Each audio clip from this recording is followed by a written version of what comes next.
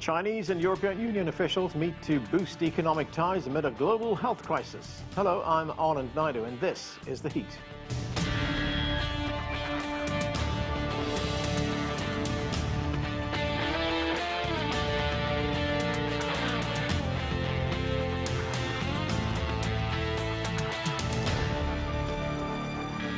The EU is hoping to get investment talks with China back on track in its first virtual summit with Beijing under new European leadership.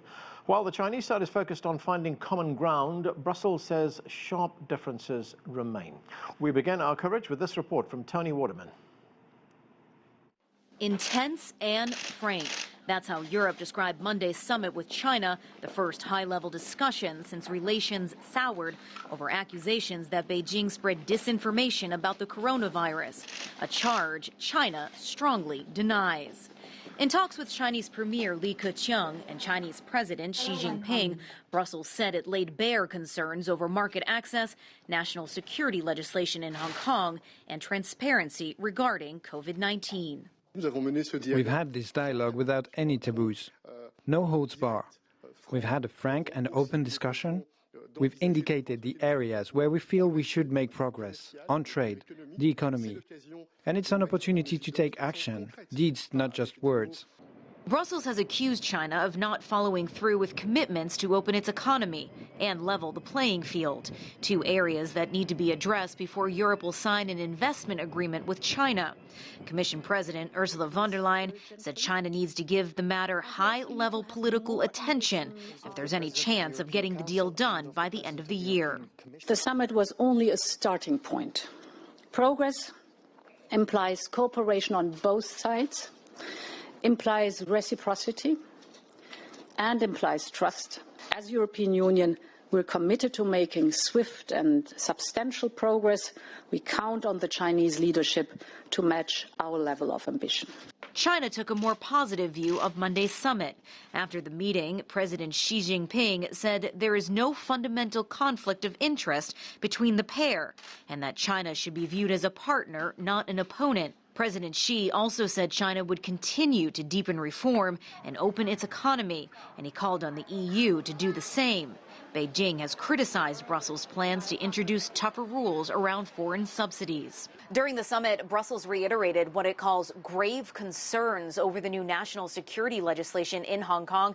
In its sharpest tone yet, Brussels warned China that it would face very negative consequences if it implements the measure, a law that China says is necessary to combat terrorism. Toni Waterman, CGTN, Brussels. For more now on China-EU ties, let's bring in our panel. Klaus Larres is a distinguished professor of history and international affairs at the University of North Carolina, Chapel Hill. Joining us from Miami, Florida, Remi Piet is Senior Director, America's Market Intelligence. From Beijing, Einar Tangen is a political and economic affairs commentator. And with us here in Washington, D.C., Arthur Dong is a professor with the McDonough School of Business at Georgetown University. Welcome to all of you to the show. Einar, let me start with you. Looking at these statements coming from both sides expressing optimism and talk of tangible progress on that bilateral investment agreement, but no concrete deal signed. What did you make of it? What's your assessment? Well, there are a number of things going on. First and foremost, the lack of direct person-to-person contact, I think, hampered this. I think you would have had a very much different tone had people actually been in the same room and talking face-to-face. Second, I think there's a lot of hedging going on because of the U.S.-China situation. People are looking at what a post-Trump world would look like. And I think the EU is trying to assess what Biden's policies would be given the amount of trouble that Trump is in. But, you know, the overall tone from the European side seemed a bit self-righteous and lecturing, a throwback to colonial times when they were talking about what China considers internal issues like Hong Kong and how the economy is run. So it's hopeful. They need to come together, but at some point, both sides have to bear down and just deal with the economic realities as opposed to trying to introduce other things. Remi Piet, what did you make of the tone of these conversations? Einar Tangen tells us that the Europeans sounded a little bit self-righteous. Well, obviously, as I was mentioning, it's obviously a very specific summit because it was not in person. It was the opportunity for the new establishment of the European Union, Ursula von der Leyen and Charles Michel, to be able to have their first meeting with the Chinese establishment. It was obviously here a question of what was on the agenda. The Chinese were much more interested into talking about COVID-19 and trying to work on moving forward. But one has to remember the situation before COVID and the fact that the European Union and a series of head of states in Europe have actually labeled China as an economic competitor, even a systemic threat, until there's a change in the rules of the game, demanding reciprocity for foreign investment in China, demanding that the same kind of incentive to state-owned enterprise in China would actually also apply to other companies, so that that's actually not a level playing field for competition. And that's what Ursula von der Leyen tried to establish, saying first and foremost we have to move forward on what was the agenda before COVID-19, working on an agreement on investment, agreement on trade. Remi Piet, the Chinese seem to focus on consensus, but the Europeans highlighted the differences and the problems that they have with the Chinese on issues like market access, technology transfer, trade investment rules, as well as planned Hong Kong security legislation. Are the two sides still very far apart on these issues? Well, the situation is quite awkward because on the main topics for the European Union, which are health-related matters, climate change, also the debt level of Africa and possibility to forgive part of this debt, China has a huge role to play on all those three issues. So there has to be a level of consensus and collaboration between the two powers. But yes, indeed, there's a complete different perspective on the series of matters such as Hong Kong, issues of trade and investment, as I was mentioning, of intellectual property, some issues that need to be placed on the agenda for an agreement. At the same time, the EU doesn't want to be seen as following the steps of the Trump administration. There's clear difference between the American take on China and the European take of China. It was quite summarized by Charles Michel in the press conference when he actually mentioned the Frank Sinatra song My Way to explain the European way to tackling issues with China much different from the American one. Klaus Larres, one of the issues raised at the meeting was the bilateral investment agreement. It's been stalled since 2014. The Europeans see this as a way of redressing the trade imbalance between the EU and China. This is what the Chinese delegate Wang Lutong said. Let's listen. Both sides agreed that China-EU economic and trade cooperation is mutually beneficial, and we look forward to concluding a comprehensive, balanced, and high-level agreement on investment. The two sides will sign the GI agreement as soon as possible, continue to strengthen cooperation on WTO issues, and jointly safeguard multilateralism trading system underpinned by free trade. So, Klaus Larres, as I said, this has been stalled for about 6 years. Do you see a deal in the near future? Not really, and actually it has been stalled for much longer. They started negotiating in 2013, and they still haven't reached some sort of agreement.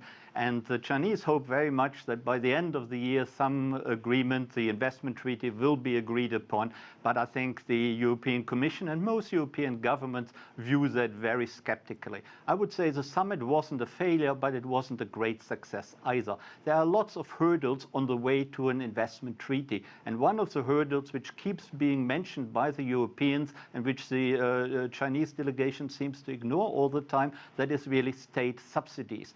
The Europeans believe that there is not a level playing field, that the Chinese government supports many of their products, many of their manufacturers unfairly by giving them generous state subsidies, also other things like better lending rights and so on. So they believe something needs to be done about that before there is a level playing field and before an investment treaty can be concluded.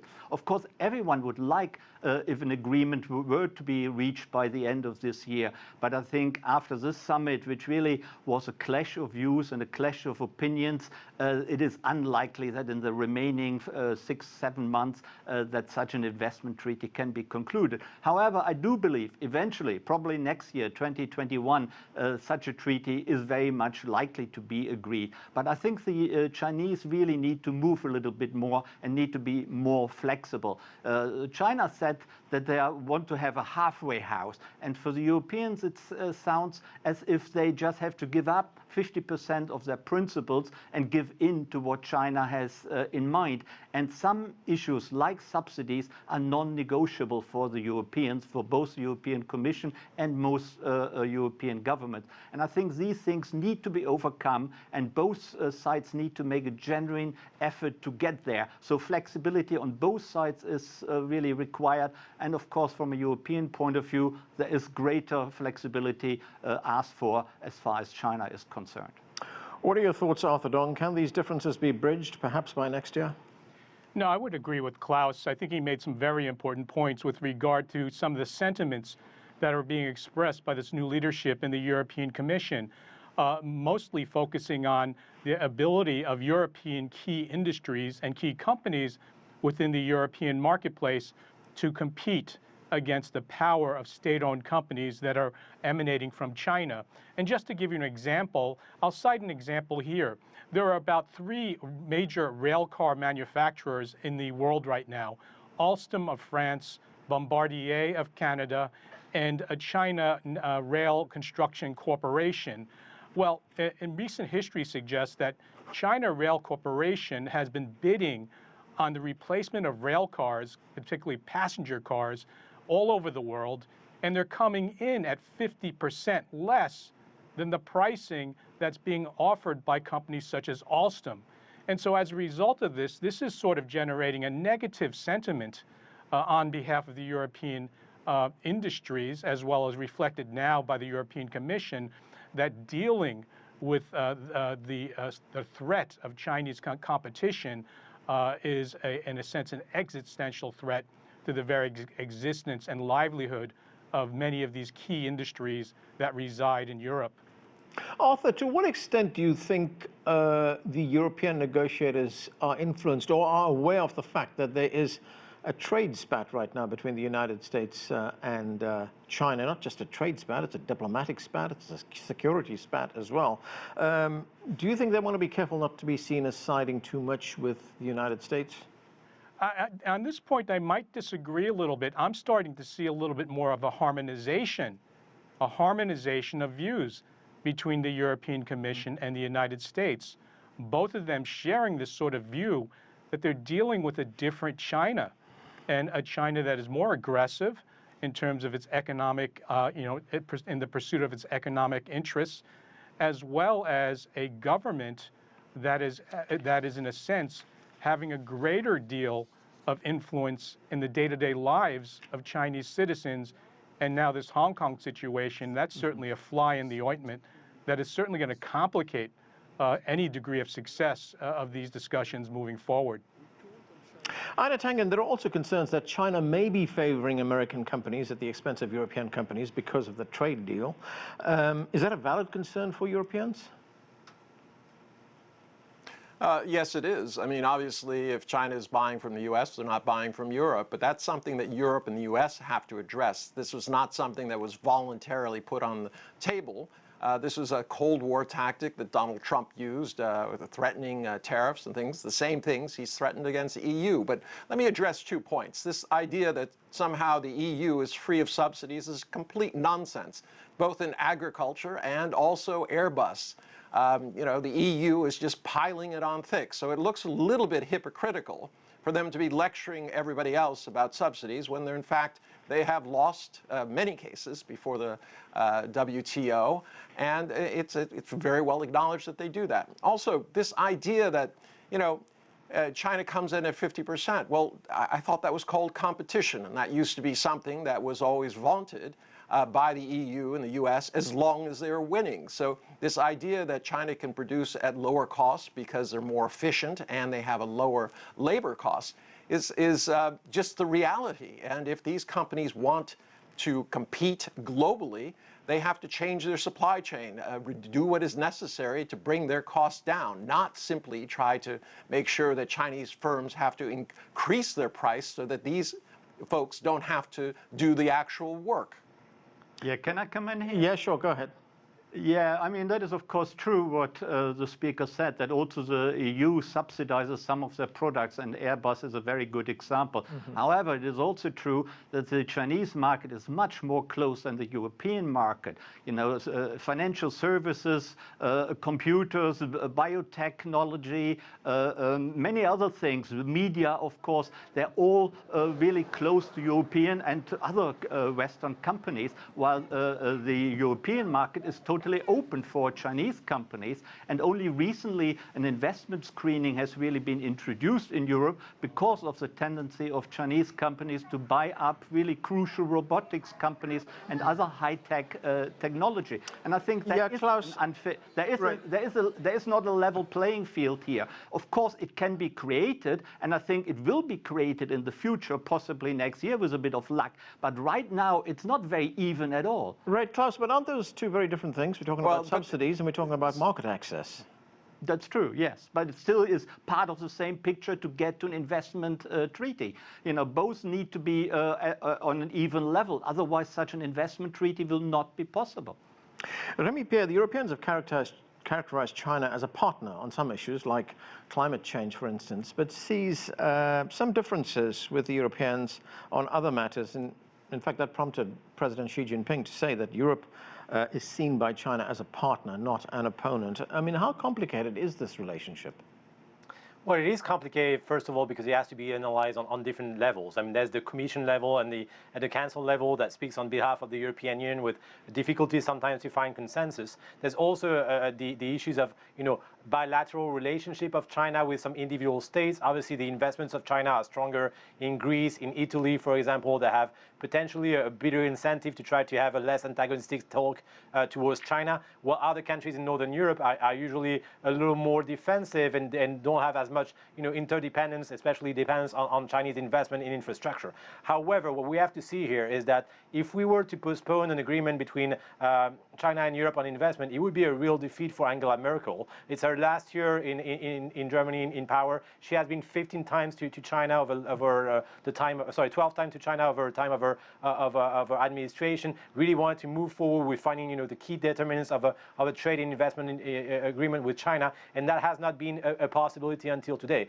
It is true that, you know, there has been changes also of the European policy towards China. There has been a certain level of sanctions. There has been a certain level of change of rhetoric, understanding the fact that there is a systemic threat in terms of how you operate in terms of international regimes, in terms of the vision of a more liberal economic order that is not exactly the one that is proposed by China. And as a result, the European Union has to find its own voice on geopolitical matters and negotiation with China that will not be exactly the one from the Trump administration, might be closer to the one from the Biden administration next year, for example, and that will actually put, you know, a complete change and reboot in terms of relation with China and the Western power once we're seeing a different stance and different systemic order after those elections in the US.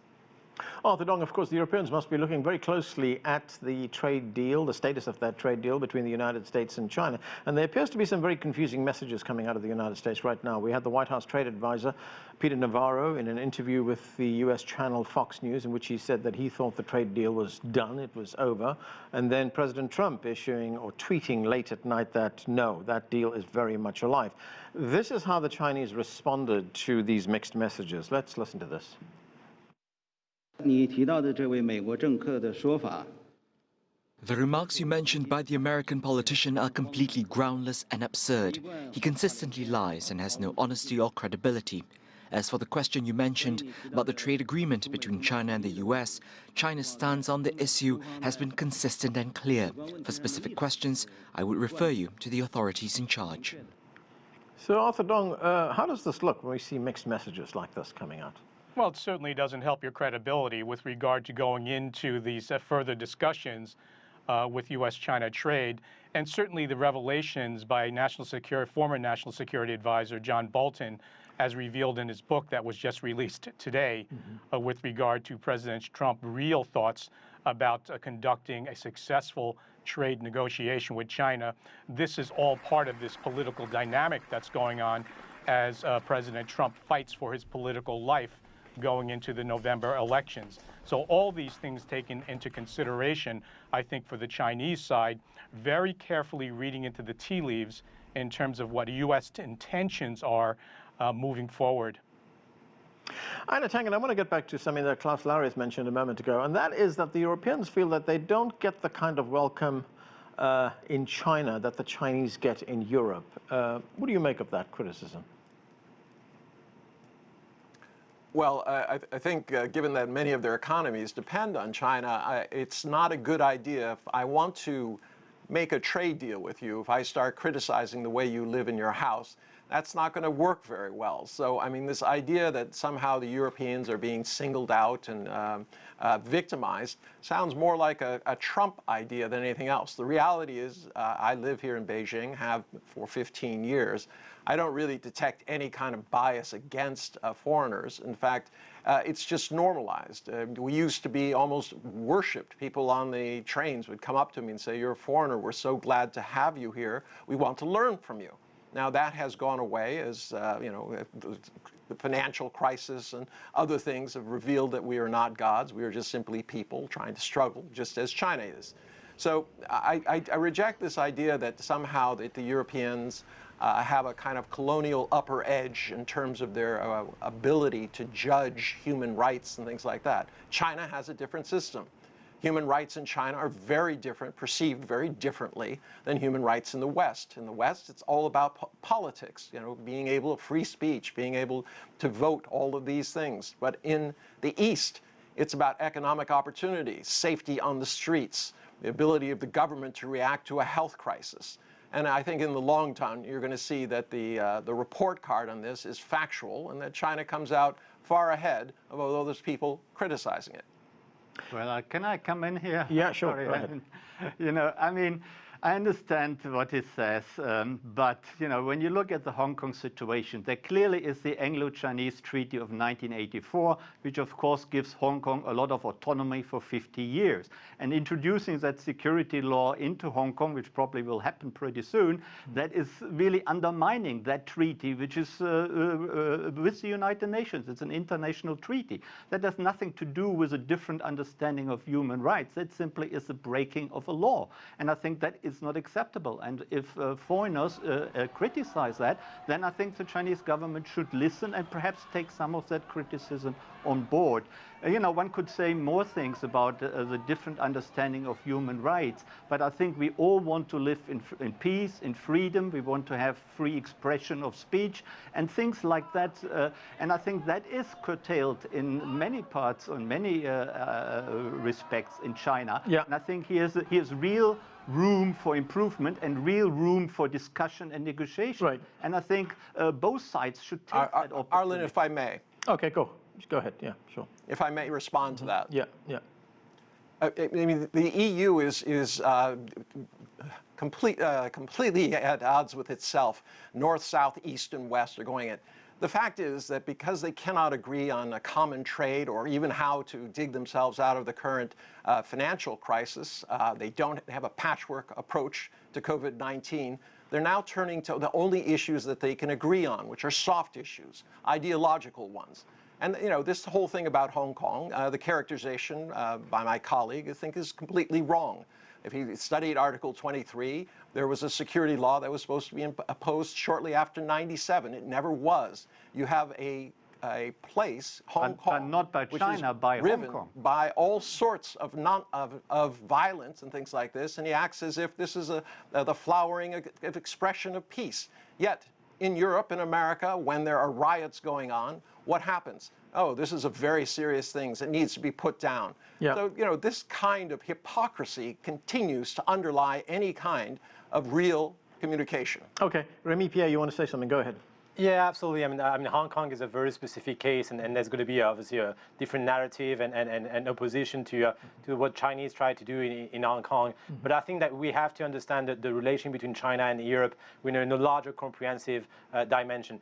First of all, on the European capacity to move away from the crisis. Actually, I think that was a harsh comment and probably not exactly relevant or a little biased. We've seen here the European Union as many actors being able to develop large incentive and packages to try to protect parts of the economy. Obviously, it's going to be extremely important for the European Union not to see a series of companies being bought out by either Chinese or other, investment groups at a time where the companies are very cheap on stock exchange market. However, when you look at the capacity of the EU to make bloc, we've seen it when in front of Brexit. We've seen it even in front of the One Belt One Road initiative. Yeah. As there's very few projects actually that have been developed in Europe. Only the Belgrade Budapest train line has been actually moving forward. So as a result, we see that there's more or less a unified Europe on the different series of issues, but there's only a series of issues where we can find some collaboration with China. Those are going to be climate change, there are going to be positions towards Africa potentially, and obviously the post-COVID-19 health risk mitigation on which there could be avenues for collaboration. If we're looking at Hong Kong or other issues where there's not going to be any kind of common grounds, we're going to be stalling in terms of any kind of collaboration between the two blocs. Okay, Arthur Dong, there was a piece in the South China Morning Post which quoted two EU officials as saying that the European Union is frustrated with what they call China's lack of commitment on issues like WTO reform, climate change, data protection, and the next generation of 5G technology, of course. What do you make of those concerns? Yeah, certainly. I think Ursula von der Leyen made it very clear in this discussion on Monday with Premier Li Keqiang that these were principal issues that, in a sense, are creating distance between the EU and China right now. They'd rather have less talk and see greater resolution and action towards the resolution of these topics in order for this discussion to continue to move forward. So therefore, I think I would agree with some of our commentators that expecting closure to this by the end of 2020, I think, is perhaps a bridge too far. Klaus Larres, do you think that we would only see some kind of genuine movement on these issues after the United States election in November? Because we could have a very different picture after those elections. Even if Donald Trump is re-elected, it could be very different. And of course, if his likely opponent, Joe Biden, is elected, it could also be different at that time as well. Yeah, that's a good point. At the moment, as we know from Bolton's book, everything is featured on Trump's re-election. So the whole government is just resorting to political action, which seems to help, apparently, Trump's re-election. At the moment, there's pretty large chaos in the foreign policy arena in Washington, but also in domestic politics. And I would expect that after November, when the situation becomes clearer, whether Trump will be there for a second term or more likely there will be a Joe Biden administration, that things can also, like trade issues, can make progress. Right. And I believe to say that what was said before, the EU, I don't know, is not copying American foreign policy towards China. I think they're trying to develop their own path towards China. Of course, they are close in values and the governmental system towards the United States. But I think what you see with the new Commission, we have to bear in mind that it is a new Commission, which also is still finding its feet in Brussels, that they want to develop a third path in world affairs and also their own path towards relations with China. So I think we should not just assume that everything Brussels is doing is really a copy of what the United States is doing towards China. Okay, and that's where we have to leave it. Thanks to all of you for being with us. That is it for this edition of The Heat. I'm Anand Naidu in Washington, D.C. Thanks for watching.